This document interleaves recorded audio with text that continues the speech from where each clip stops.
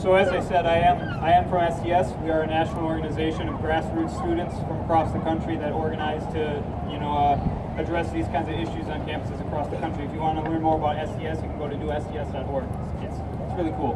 But anyways, I wanted to start off by talking a little bit about what's going on up at UW Oshkosh, because I think if you look at what happened at Stevens Point and what happened at Stout, we're in the beginning stages at UW Oshkosh of that exact thing happening.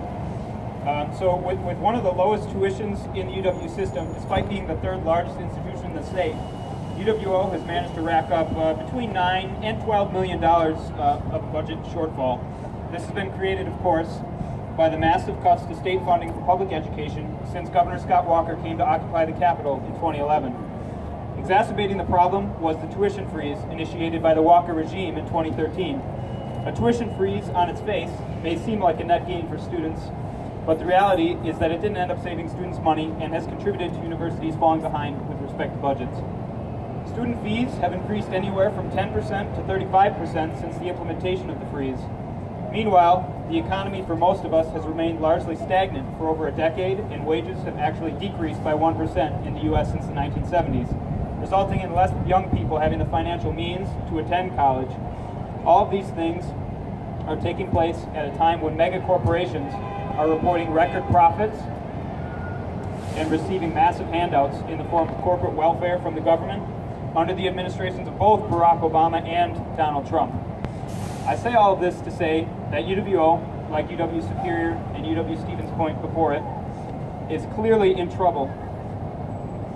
The issue is that Chancellor Andrew Leavitt seems to expect the students, faculty, staff, and workers at the university to absorb the brunt of the coming storm, citing low birth rates and a hot economy as reasons for low enrollment and, by extension, an increasing deficit, rather than an expressly hostile government here in Madison, the rising cost of obtaining a college education in spite of a tuition freeze and a decrease in aid, little to no post-graduation prospects for meaningful and well-paid work with benefits in most fields, and a generally unwelcoming environment for students of color at the university, Chancellor Leavitt has rolled out a number of cuts since assuming his position in November of 2014 in order to address the budget deficit.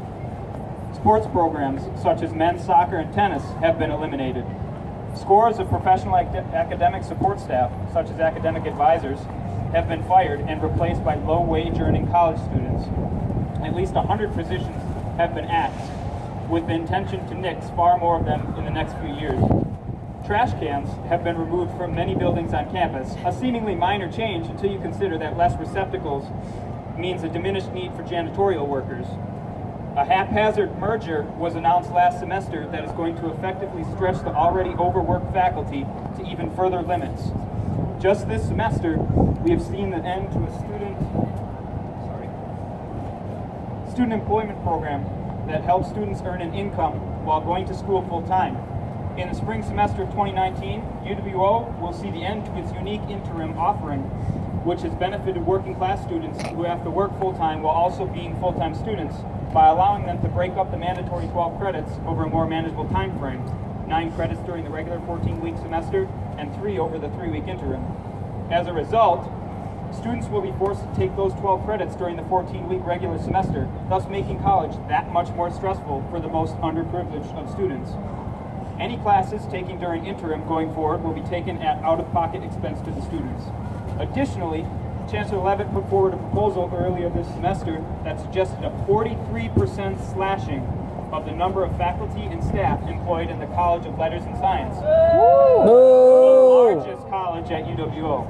These cuts would come predominantly from the already underpaid and mostly non-tenured faculty in the humanities, English, which I'm a graduate from UWO, that was what I studied, history, political science, etc., rather than the lavishly paid professors in fields such as business.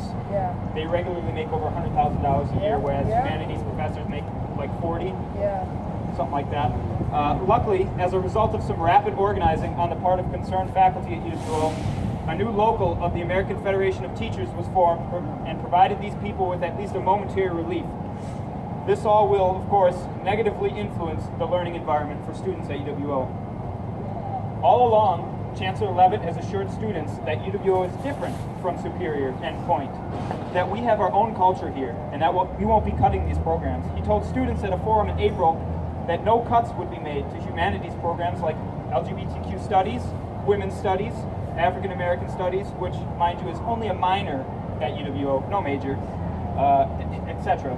At the same time, he asserted that whatever changes were to come would not affect most students in certain programs or at the university currently, implying that there were in fact going to be cuts made to some of these vulnerable programs. Leavitt is a money man by his own admission and is clearly playing along with Governor Walker's grand scheme of privatizing public education by further emphasizing the total commodification of education. He is a major proponent of creating a unique and alluring brand, suggesting that the education one receives from UWO is more of a product than a human right or an experience. SDS at UWO has been on the leading edge of offering a challenge to this chancellor and his administration, which seeks to damage the already battered education students at our university receive. At the aforementioned forum, we challenged the administration's course of action, positing instead that any and all cuts must come from the top first, before any changes were made down the chain. We strongly encouraged that Chancellor Leavitt incur a bit of personal sacrifice in these trying times to demonstrate solidarity with his students by taking a pay cut to his fluffy $240,000 salary. Perhaps predictably, you can see where I'm going with this. He declined and was very adamant that he in fact earns every single one of those $240,000. Don't worry. He said that cuts were going to be made to the administrative staff, meaning unpaid officers were going to get the axe, not the lofty earnings of the administrators themselves. Shame is right. Very arrogant. We seek to continue challenging Chancellor Leavitt on his preposterous budget proposals and calling him out on his lack of action in relation to creating a more welcoming campus for students and faculty of color. A big deal considering UW-Oshkosh is ranked last in diversity for both students and faculty. We have 0 African American professors at the university. Big shame. This chancellor's hubris and hypocrisy will not go unchecked. I want to stress to all of you assembled here today that the solutions to the issues we face with regard to all levels of public education in Wisconsin are not to be found by placing all our hopes in this or that candidate for state assembly, for state senate, or for governor.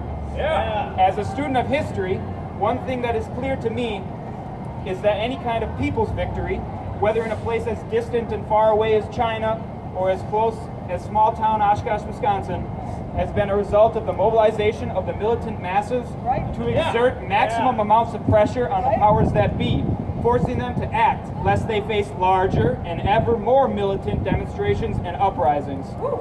Hell, one doesn't need to be a student of history to understand this.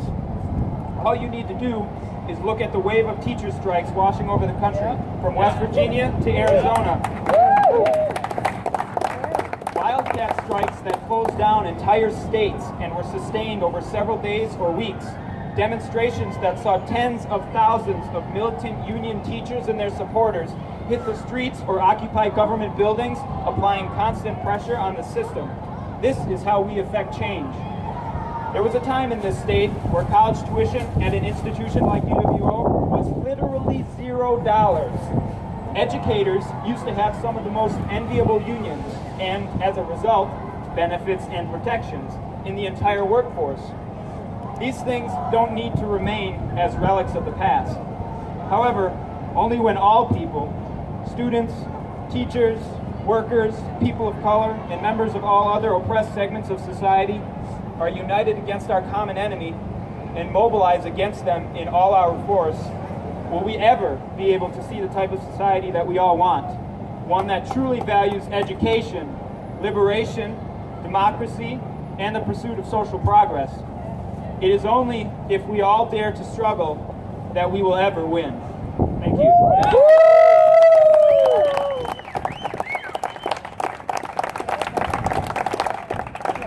It's my pleasure to announce the next speaker, Gigi Stahl. She is a graduating English student from Stevens Point. She's a lead organizer for Reclaim the UWO. And this one's the best. She led a sit-in at Stevens Point campus in opposition to budget cuts. Welcome, Gigi.